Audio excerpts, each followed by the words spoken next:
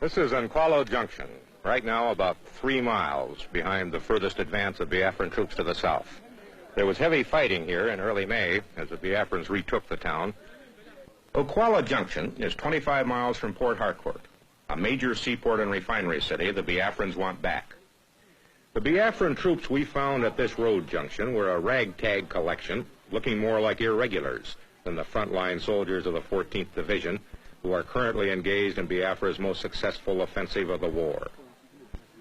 How the Biafran army succeeds, armed as it is with an odd-lot collection of weapons, is a puzzle.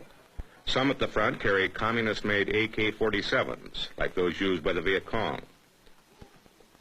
Some only World War I bolt-action antiques. Others modern British semi-automatics. And their pride, in heaviest weapon, a .30 caliber machine gun just captured from the Nigerians.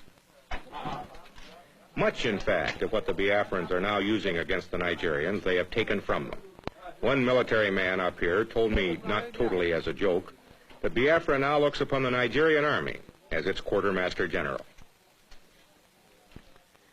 And if the Nigerian army runs on beer and bullets, the Biafran army lacks both, with ammunition constantly in critically short supply. These troops had advanced 6 miles in less than a week. Then, practically out of ammunition, were forced to stop on the road to Port Harcourt until more supplies trickled down to them. One of this army's other problems is staying large enough to continue the fight against Nigerians.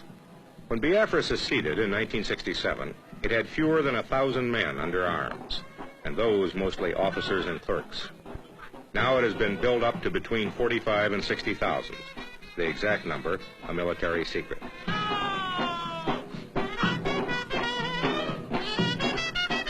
Volunteers made the original army build-up easy. Now conscription of virtually all able-bodied young men is underway. And in a former school compound, we found recruits drilling, marching in the mud to the improbable tune of Margie.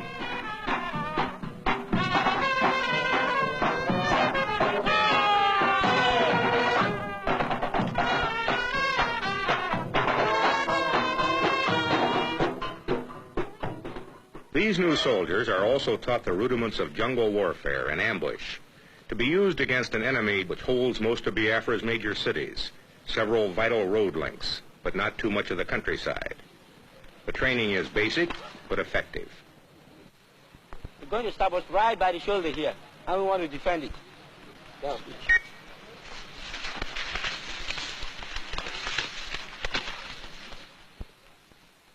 And here I met a young trooper, a very young trooper in the Biafran army. How old are you? I'm 10 years. 10 years old. Yes. Do you know why Biafra is fighting? Biafra is fighting for survival. Is it going to win? Yes, sir.